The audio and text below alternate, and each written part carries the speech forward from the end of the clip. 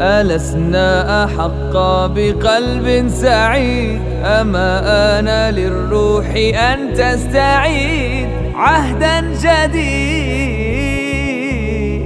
فما السير في الخير إلا اختيار، وما الخوض في الشر إلا خيار. إليك القرار، لا لن يغير حالنا إن لم نغير أنفسنا.